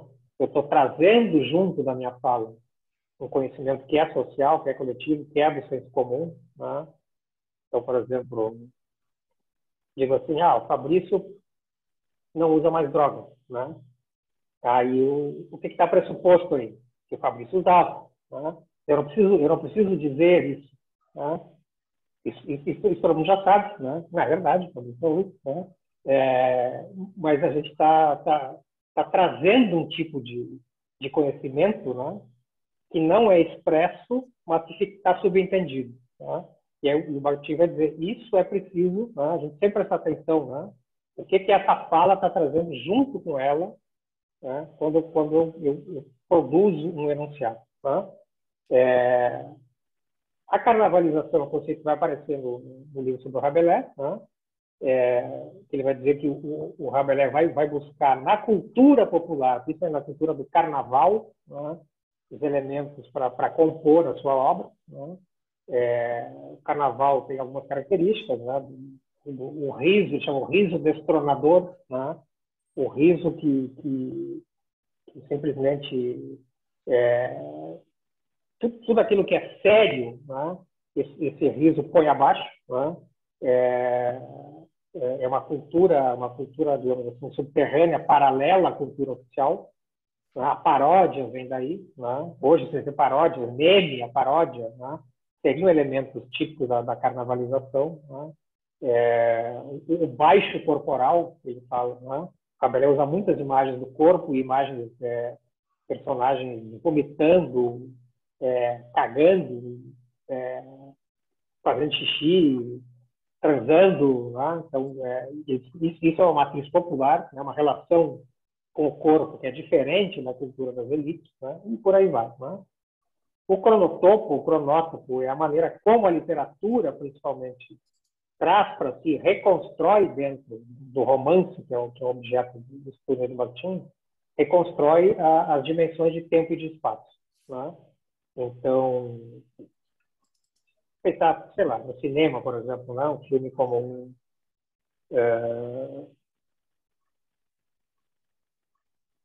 não sei se vocês lembram de um filme de David Lynch chamado Straight Story. Não lembro como é que ficou a tradução. História real, se não me engano. Que é um velhinho que sobe num trator e percorre os Estados Unidos para visitar o irmão. Né? É um road movie em cima de um trator. Né? Ele tem uma temporalidade, uma geografia muito específicas ali. Né? O filme segue no ritmo daquela viagem do trator. Né? É diferente se eu comparar com o Apocalipse Now, por exemplo, que é também uma viagem, né? Mas de barco, na selva, né? Do Vietnã. Então, é outra geografia, é outro tempo. Né? Então, o cronotopo são essas reconstruções, né, das relações espaço-temporais no romance. Né? E gênero discursivo, né? Eu falei um pouco sobre isso. Né? gênero jornalístico, gênero científico, gênero, enfim, né? Que a literatura reconstrói a sua maneira, né? Então, quando você lê uma notícia de jornal no romance, aquilo não é uma notícia de jornal. Aquilo é um texto literário reconstruindo um texto jornalístico, né? Isso aí o Lotman vai chamar depois de texto dentro do texto, né? O bilinguismo do texto. Okay? Tudo bem aí? Sim. Eu me perdi um pouco no horário aqui. Eu tenho aqui 8:10, 8:11. Eu vou tentar avançar aqui, né? Eu não vou falar muito disso aqui, depois a gente retoma isso aí, né? O Martin fala do grande diálogo, né? A grande temporalidade, o sentido no Camões, ou seja, a cultura, né? Está sempre trazendo de volta coisas que a gente achava que já estavam mortas, digamos assim, né? Como o nazismo hoje, por exemplo, né? Quem imaginaria que, né, no pleno século XXI, teríamos de novo, né? Que queremos nos debater de novo com o movimento nazista, né? Vamos adiante. Aqui eu usei a mesma estrutura, né? Os nomes um pouco desse pessoal aí, né? Fez parte dessa escola de Tartu, Moscou, né? Essa data ali, 64, 86, é uma data aproximada, né? Principalmente do término, porque não terminou, na verdade, né? Hoje existe em Tartu um programa de pós-graduação em semiótica. Hoje ela está institucionalizada, né? Na época aí que ela começa, nos 60, 70, né, era uma chamada escola invisível, né? Não tinha uma sede, né? Pessoas que se reuniam, né, para discutir temas comuns, né? Mas não tinha um espaço institucional que ela tem hoje, né? Isso aí acontece mais ou menos até 1986, né? Ela tem uma parada ali, retorna depois meados dos anos 90, né? E nos anos 2000 se institucionaliza como uma escola, como um programa mesmo de pós-graduação, né? Você pode visitar o site da Universidade de Tartu, está lá, não é o programa de pós-graduação em semiótica. Né? Estive olhando lá, né? Com 4.000 euros por ano, né? Você faz o curso lá, né? Aí estão os nomes, né? De alguns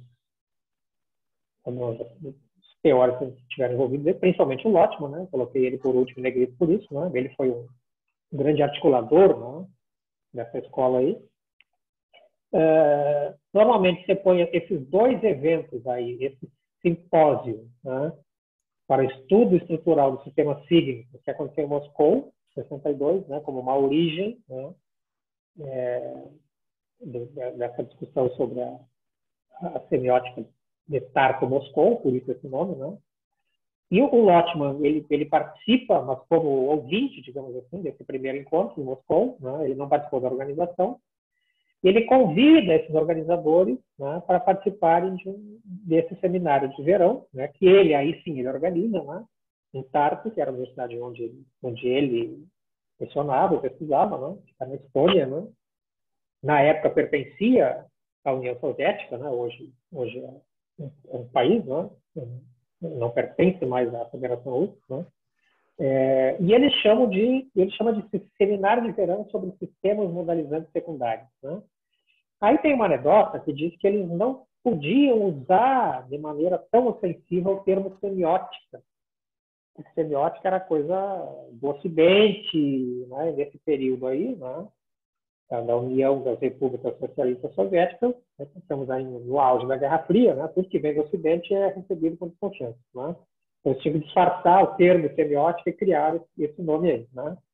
Tem o depoimento do Boris Spiensky, né, que ele diz que eles criaram esse nome que meio que assim não diz nada, né, mas que se alguém perguntar, a gente sabe explicar o que é, né, e ele é um termo esquisito e soa como científico, né, e como ele é muito complicado, os sensores não vão nem querer saber o que é isso aí, vão deixar passar batido, né.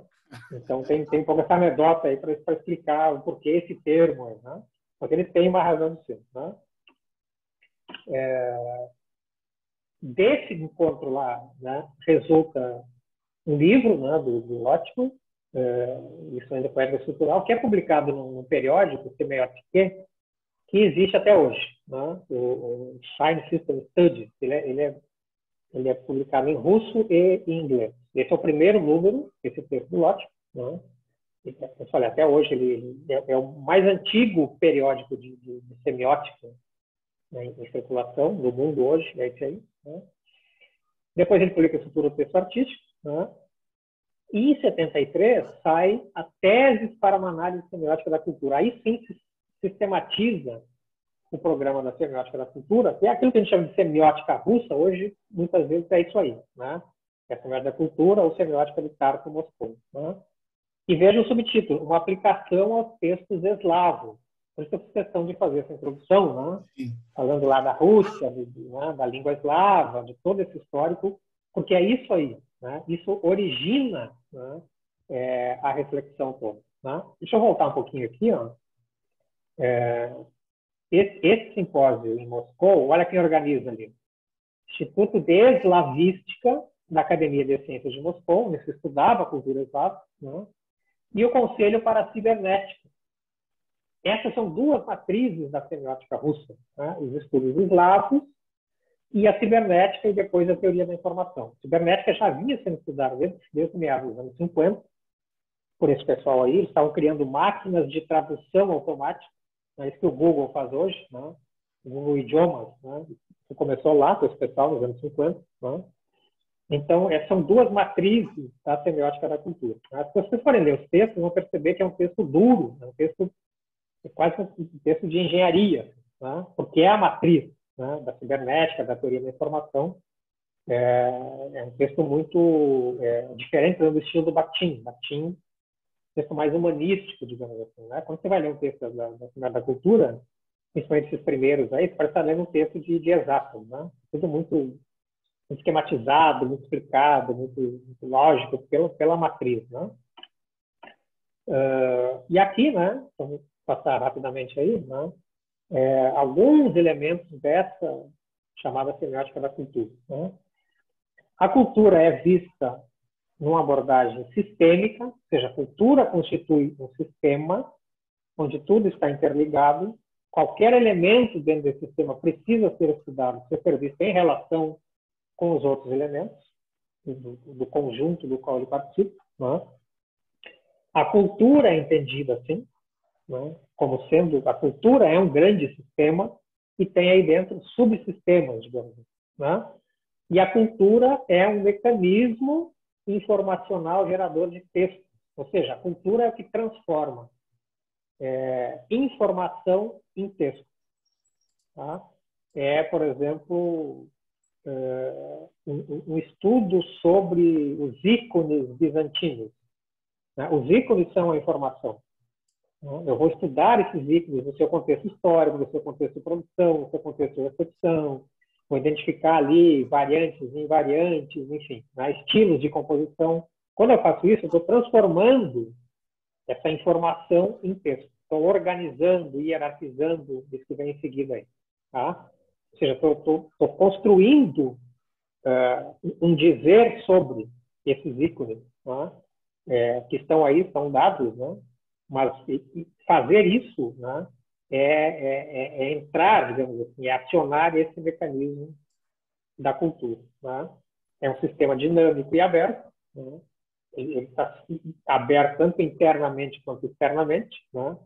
São subsistemas ali dentro que são sistemas fechados, mas não impermeáveis. Né?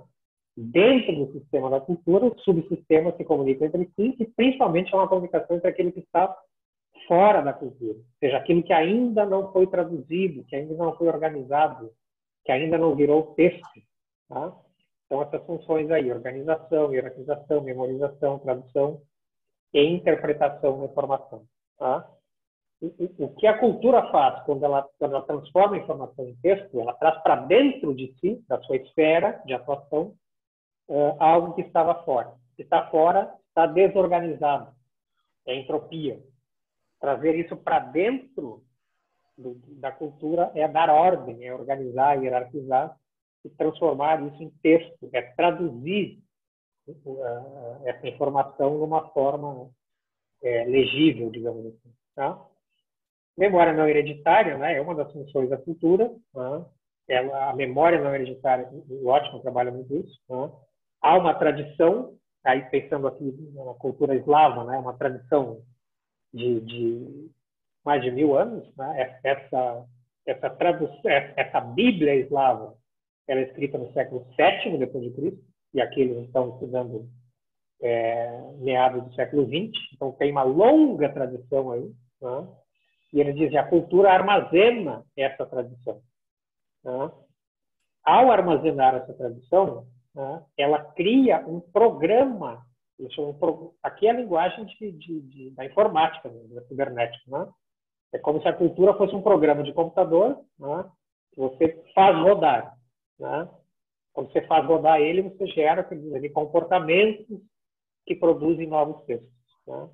Então, a cultura não é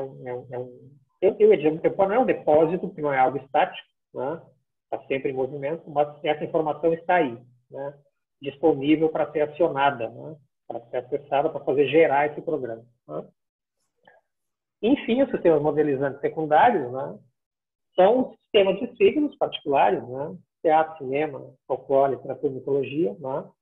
Que eles não têm uma linguagem própria, né? Eles se constituem como linguagem com base na estruturalidade do sistema da língua, que é o sistema modelizante primário, né? A semiótica russa é uma semiótica de base linguística. Então, ela vai buscar no sistema da língua, assim, as regras, né, de funcionamento de outros sistemas de signos, tá?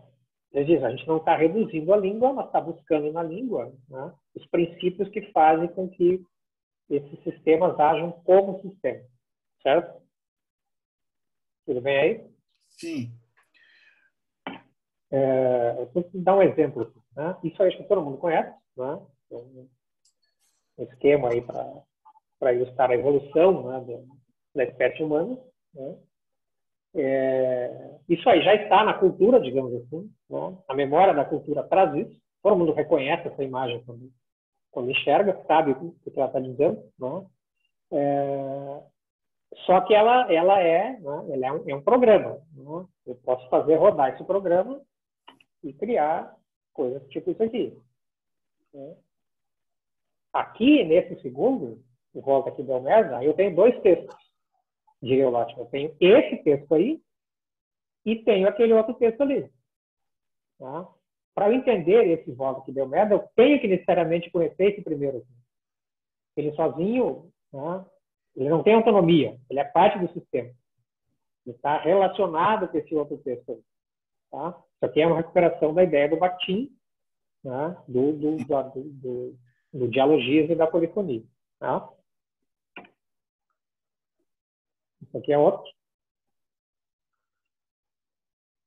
Tá? Percebam aí que aqui a ênfase é na questão tecnológica, né? O terceiro ali tem parece uma faca, né, de pedra, depois o outro tem um bastão, né? Sei lá, tem uma vara de pesca, o quê? O seguinte já tem como é que chama aquilo ali? Um ancinho, né? Um rastel, como a gente chama, né? O outro já parece uma furadeira, alguma coisa assim, né? E o último está sentado na frente de um computador, né? Então, uma tecnologia que vai passando usando uma McLuhan aqui, uma extensão do corpo, né? Uma extensão do físico, da força física, para uma extensão do cérebro intelectual, né? Então, a evolução do homem levando em conta o aspecto tecnológico, né? Outro aqui, né? Ainda nessa linha da tecnologia, né? Viramos todos códigos de base. Isso aqui é um bem conhecido também, né? Então, jamais, talvez, mais fiel ao que a ciência diz, né? Que a vida começou no mar, né? Então, sai dali, né? Um peixinho, vira um anfíbio, que vira um mamífero, e aí vira um ser humano que fazendo essa merda aí, né? Bacalhando tudo ali. Bacalhando tudo, né? Mais ou menos isso aqui também, né? Aqui, uma variante na mesma ideia, né? Então, tipo assim, humanidade, né? O próximo estágio é virar uns porcos, né? Então, assim, são vários textos, né? Da cultura, né?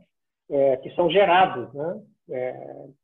esse primeiro, embora já seja um texto, ele tem uma carga informacional, né, que permite a geração de novos textos. Né?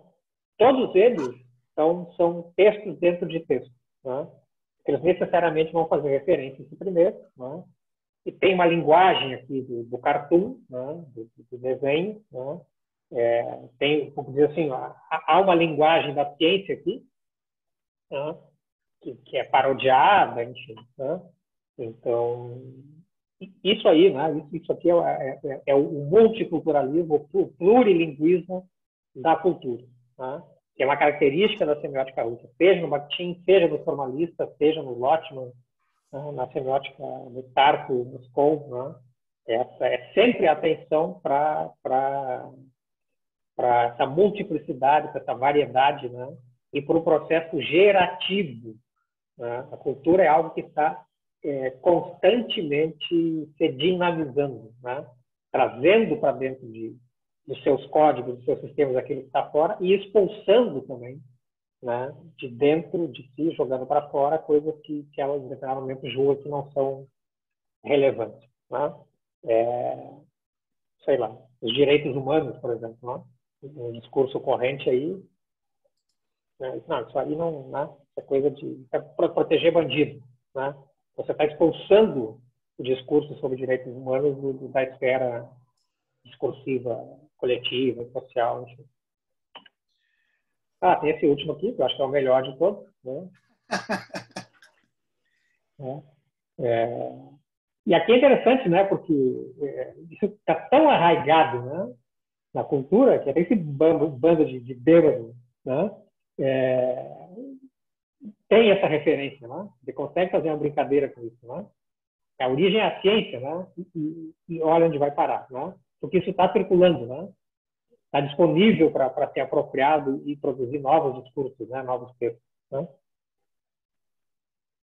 Sim. É isso. Tem... apareceram questões sobre meme, né? A partir do teu texto, assim, eu acho que tem alguns estudantes que perguntaram sobre isso. Eu vou ter que achar agora aqui os textos, tá? Eu não sei se alguém que me encaminhou essa questão está aqui. Acho que a gente poderia abrir, então, para essa rodada final, Silnei, com as questões da turma. Eu vou te passar, posteriormente, tudo que eu recebi, tá? Mas a gente pode fazer uma rodada de alguns minutos, assim, com as questões que o pessoal... dúvidas e comentários, assim, que o teu texto suscitou. Eu posso ler ou eu posso abrir espaço também para que o pessoal faça, né? Sabe, a gente prioriza quem está aqui e quiser compartilhar com a gente a sua questão aí, pode ser? Posso ir por ordem alfabética aqui?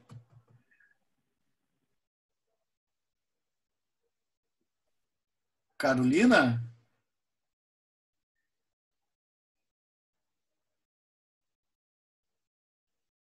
Eu posso ler daqui também, se ela não quiser, se a Carol não quiser fazer.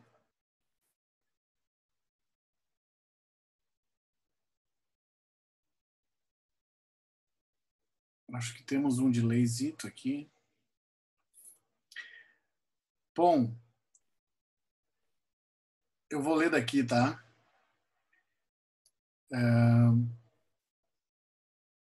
Tem uma questão e um comentário, tá, Silneio? Sim. Ela perguntou qual o lugar teórico da ciência da comunicação proposto por Jacobson. Uhum. Essa é a pergunta. E tem um comentário um pouco extenso aqui, eu vou tentar ler, tá? Ela diz assim: lendo o texto me fez pensar na proximidade de Jacobson com a semiologia de Saussure. Um exemplo dessa relação é quando o autor explica a ideia de fonema do linguista, que o entende como uma unidade mínima desprovida de significado, que junto a outras constrói unidades significativas, as palavras, por exemplo. Essa explicação ocorre para explicar a semelhança entre o código genético e o verbal. No entanto, quando Jacobson diferencia a comunicação dos seres humanos e dos animais, fica claro, para mim, a perspectiva da semiótica da cultura adotada. Isso porque Jacobson vai dizer que o que diferencia a comunicação entre esses dois grupos é a linguagem. A linguagem aqui, no entanto, é a capacidade de produção de significados que vão além dos signos verbais. É a interpretação, o uso criativo da língua. Enquanto que, nos animais, a comunicação é feita pura e simplesmente por mensagens que coincidem inteiramente com os códigos que fazem uso. Então, tem uma questão, tá? Um pouco, a gente estava tratando um pouco disso antes da tua chegada, né? Acho que a tua fala também deu elementos, assim, né? Tem uma teoria da comunicação, digamos, do Jacobson, né? Eu acho que um pouco está tratando dessa percepção, assim. A gente poderia fazer uma rodada de três ou 4 questões, pessoal, né? Para que tu pudesse, assim, escolher como tratar e, enfim, editá-las, né, Silnei? Pode ser, sim. Essa, então, é a da Carolina. Eu queria abrir, pessoal, para os colegas que estão aí presentes, que pudessem fazer, assim, as suas questões, né? Alguém se apresenta?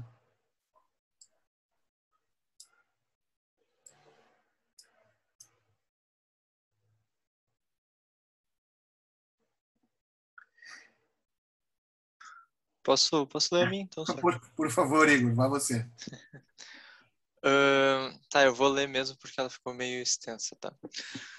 Mesmo assumindo que, dentro da ciência da comunicação, a linguística tem um escopo menor em relação à semiótica, Jacobson ainda considera a linguística o alicerce do sistema que ele delimita, citando-a como uma seção central a fundamentar todas as outras províncias semióticas.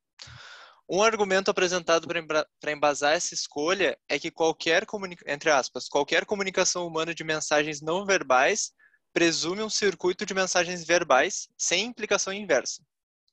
Entretanto, quando falamos de signos que façam uma representação mimética do mundo material, e daí aqui eu me refiro aos signos icônicos que são usados na semiótica pragmatista norte-americana, estes independem de convenções de mensagens verbais para transmitir significado, já que representam por similaridade, né? Formal mesmo. Este não seria um caso onde a semiótica precederia a linguística? Valeu, Igor. Tem bastante coisa aí, né, Silnei? Não sei se tu já taca esse bloco, ou a gente pega mais um comentário de mais alguém que se... pode ser, de repente mais um. Que se candidate ali. Vamos ver. Mais alguém, pessoal? Pedro, Isabelle, Julián, Laura. Isabelle... Tem alguém aqui, o Isabelle, que não consegue abrir o microfone.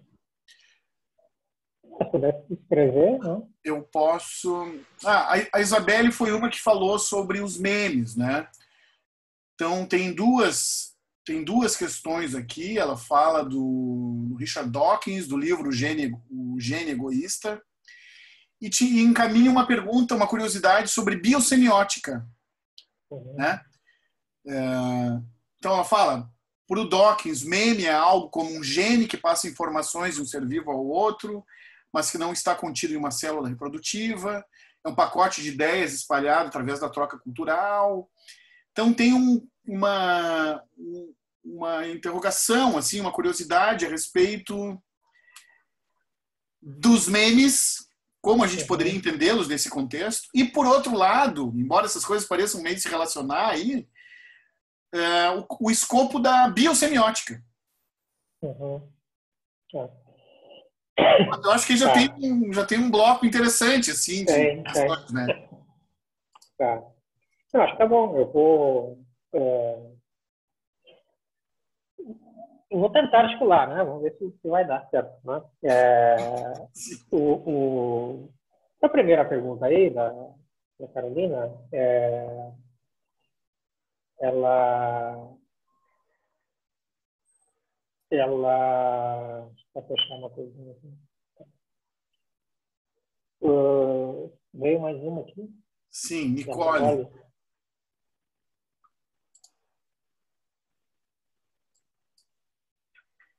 Seguindo a pergunta do livro, responder se o modelo de comunicação verbal aparece com alguma limitação, com alguma coisa que esse modelo tem identificado explicar assim. Então, assim, eu preciso entender o seguinte, embora E eu adotei isso no meu texto porque é assim que aparece, né? Uma teoria da comunicação proposta pelo Jacobson. Eu não acho que seja uma teoria da comunicação, é um modelo de comunicação, né? São coisas distintas, né? E ele chamou de teoria, enfim. Então, eu não fiz essa crítica porque não era esse o escopo do texto, né? Como eu falei, havia uma orientação editorial muito precisa, né? Não era para entrar em polêmica, era para fazer uma apresentação, né? E foi o que eu fiz, né? Mas eu não acho que haja uma teoria da comunicação no Jacobson, né? Tem, pelo menos não explícita, né? Existem modelos de comunicação, né?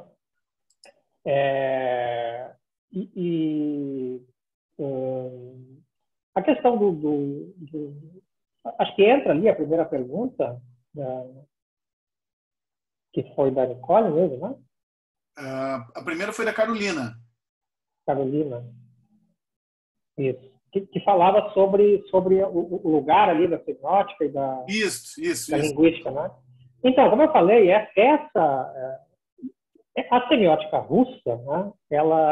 Toda ela é, como dizem os semioticistas persianos, ela é logocêntrica, né?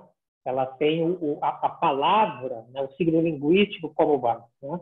Tanto é que tem alguns autores que trabalham com a semiótica do Peirce, né? Que vão dizer a semiótica não só do Peirce, né? A semiótica filosófica, né? Entra o Locke, entra a filosofia medieval, o Peirce vem dessa tradição da filosofia, né? Essa aí seria a tradição maior da semiótica, enquanto que a tradição de base linguística eles chamam de tradição menor, né? Esse pessoal da tradição menor fica puto com isso, né? Estão se achando que são maiores que a gente, mas não é essa a questão, né? Chamar de maior ou menor porque o viés, né, é mais amplo, digamos assim, na semiótica filosófica do que na semiótica de base linguística, justamente por isso, né? Semiótica de base linguística toma o signo verbal como sistema modelizante primário, né? E Jacobson compartilha disso, né? Ele vai dizer, todas as linguagens necessariamente vão fazer referência ao signo verbal, né? Mas o inverso não é verdadeiro, né? Isso é um olhar, uma determinada concepção de semiótica, um determinado conceito de signo que vai fazer sempre referência ao signo linguístico, né? Quando o Lachmann cria o conceito de texto, ele tenta dinamizar um pouco isso, né? Mas continua sendo de base linguística, né? O conceito de ícone do Peirce não é um conceito de base linguística, né? Porque o Peirce não tinha essa preocupação, não tinha essa base, né? Então, assim, do ponto de vista da semiótica filosófica, Peirce e outros, né? Com certeza a linguística é parte da semiótica, né? Não tem dúvida, né? Seria, para usar um termo aí da semiótica de base linguística, seria um determinado sistema de signos, né? Dentro de uma semiosfera, né? Para usar também o semiótico maior, né? Onde estão outros sistemas, e o sistema linguístico é apenas um, né? Pode ser que seja, e de fato é, né? O mais especializado, né? O mais autorreflexivo, né? Mas é um, né? Tomar ele por base é uma escolha teórica, conceitual, metodológica, né? Então, essa pergunta só se responde comparativamente, né? Dentro da tradição da semiótica russa, da semiótica de base linguística, ok, a perspectiva do Jacobson é essa e está correta dentro, né, desse universo, né? Do ponto de vista da semiótica filosófica, por exemplo, tem um equívoco, né? Então, não há uma resposta, né? Eles estão errados, eles estão certos, né? Simplesmente são perspectivas distintas, né? Dentro de cada uma, ela está coerente, né? Por isso que eu digo, a leitura que o Jacobson faz do Peirce é uma leitura redutora, né? Ele lê o Peirce a partir da ótica estruturalista e de base linguística, né? Não sei se com isso eu consegui responder as duas, né? Ou não. O que você acha sobre isso? Acho que sim. Essa é uma discussão que a gente tem feito, né? A gente volta nessa discussão, ela tem nos acompanhado, assim, né? Mas eu acho que sim, eu acho que a gente pode ir avançando. Eu não quero também tomar muito o teu tempo, Silney, não, né? A gente vai seguir aqui em aula, né? Depois das 8h30. Então, a gente, eventualmente, eu posso retomar coisas assim na continuidade do nosso encontro de hoje, né? E mesmo na semana que vem também, quando a cadeira continua. Mas acho que tu pode dar esse apanhado assim sobre cada uma das questões que foram levantadas, né? Acho que tem duas aí na sequência. Essa dos memes, que aparece também em outros comentários de outros estudantes. E o campo aí da biosemiótica, né? O que tu tem acompanhado, como é que tu vê, como é que tu pensa essa relação aí com da cultura, da natureza e da cultura, né? Como é que isso aparece para ti, assim? Então, eu não conheço muito da biosemiótica, né? Eu sei que existe, aí não avancei muito, né? O que eu sei da biosemiótica é muito mais a partir da semiótica do Peirce, né? E do John Dewey, né? Que é um leitor do Peirce, não só do Peirce, né? O John Dewey trabalha com uma outra tradição, né? Junto com o Peirce, que chama de semiótica ibérica, né? Do John Paul Soule, enfim, né? Aquele livro dele, o Semiótica Básica ou aplicada, agora não me recordo. Básica, eu acho. Que de básica não tem nada, né? O título é propaganda enganosa, né? Não tem nada de básico ali, né? Que é um texto que é uma torção no cérebro da gente, né? Ali ele discute biosemiótica a partir dessa perspectiva, né? Do Peirce, do Poinsot e tal, né? Que não é a mesma, né? Da semiótica, da biosemiótica, que é um desdobramento aí da semiótica russa, né? Da semiosfera e tal, né? Até onde eu sei, né? Essa discussão da biosemiótica, ela tem um componente bio muito forte, né? Da biologia mesmo, né? Tanto que uma das matrizes é o von Uexküll, né? Que criou aqueles conceitos de mundo próprio, né? O Welt então, como é que cada espécie, né, constrói o seu mundo, né? É um mundo que é relevante para aquela espécie, né? Então, sei lá, né? Uma mosca vai ver num prato de comida coisas que a gente não vê, entre aspas, né? E deixa de ver coisas que a gente vê, enfim. Ela vê aquilo que é necessário para ela sustentar a sua própria vida, né? Enfim, audição, visão dos gatos, dos felinos em geral, né? É uma necessidade da própria sobrevivência da espécie, né? Muito mais apurada que a nossa, né? Então, cada tem seus próprios mundos, né? Semióticos muito específicos, né? Então, um pouco que eu sei da biosemiótica dessa matriz aí passa por aí, né? Seria essas linguagens, esses códigos, essa comunicação operando no reino da natureza, né? Não somente no reino da cultura. Né? Então, a linguagem, né? Há essas trocas semióticas acontecendo aí também na natureza, né? Mas não vou muito além disso, né? Até onde eu sei, os conceitos de Gênego, do Dawkins, não partilha isso aí, né? Posso estar enganado, não sei, né? Estou falando aqui sem conhecer muito também, mas me parece que é outra coisa, né? É semelhante, mas não é igual, né? Isso está no Jacobson também, né? Quando o Jacobson faz aquela analogia entre o código, os fonemas e o código genético, né? Ele diz, ambos são elementos desprovidos de significado, né? Mas quando reunidos produzem uma mensagem. Né? Então, por isso que naquele modelo lá, que é o que o texto diz, né?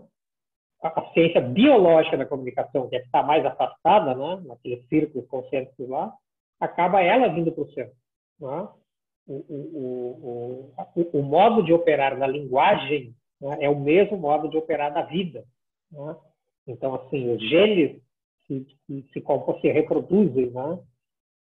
Informativamente, né? Da mesma maneira, isso no micro, né? Da mesma maneira que nós no macro, na cultura. Né? Ele faz essa analogia aí. Né? Isso aí abre a porta para a exploração da biosemiótica. Né? Ele lê a produção e a reprodução da vida de um ponto de vista semiótico, né? Ou seja, a vida é também processamento de informação, é geração de códigos, né? É criação de mundos próprios, enfim, né? E não vou além disso porque eu não conheço muito, né? Os memes, né? Eu trouxe aí, que eu acho que é um bom exemplo, né? Sim. No final, né? Eu entendo ali como, lendo a partir da semiótica russa, né?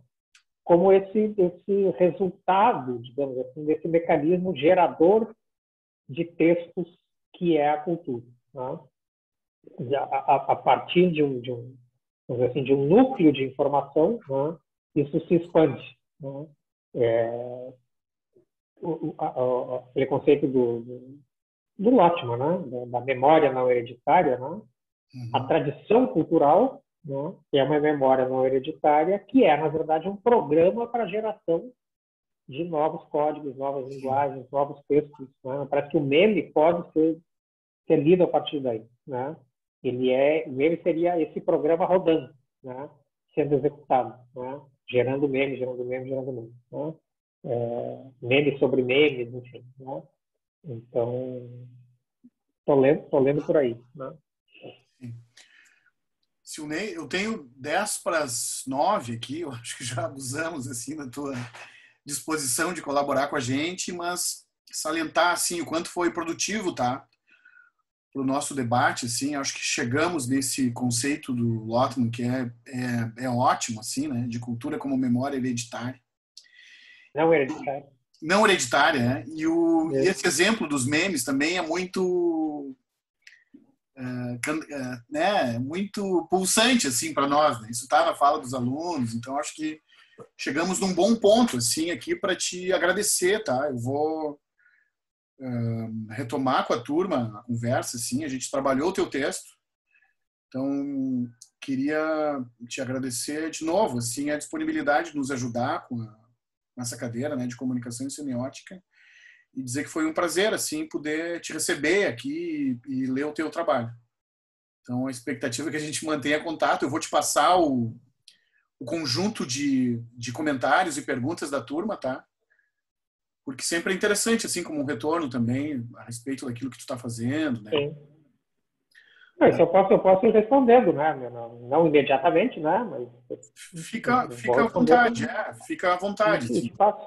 Eu vou juntar tudo num único documento e te passo, tá? Não, e aí qualquer coisa a gente retoma contato. Queria te agradecer, então, por ter colaborado aqui com a gente. Eu agradeço também, mais uma vez, o convite, né? Estou à disposição, né? Sempre bom, né? Assim, ó, esse evento é o exemplo, né? Desse mecanismo da cultura, né? Desse caráter responsivo, como dizia o Bakhtin, da linguagem, né? Sim. Por exemplo, essas perguntas que me fizeram aí, né? Eu não vou, por exemplo, essa da biosemiótica, né? Eu vou fazer conta que eu sei, né? Sim. Me colocou um desafio aí, né? Para ir atrás e estudar um pouco mais, né? Então, a gente se depara com os próprios limites também, né? No contato com o outro, né? No diálogo, como diz o Bakhtin, né? Então, é coisa funcionando, né? Então, as oportunidades aí são sempre bem-vindas. Né? Agradeço aí, então, o pessoal que participou, né? Quem perguntou, quem não perguntou, né? Está aí, está presente, né? Valeu. Valeu, meu caro. A gente se fala na sequência, então. Tá, joia. Boa noite. Tchau.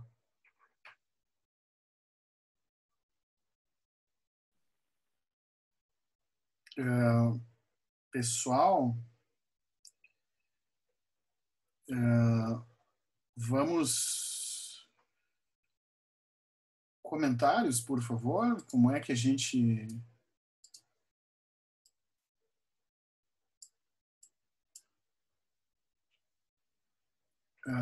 quem está com o som, a gente recupera alguma coisa agora? Sim? O que vocês acham?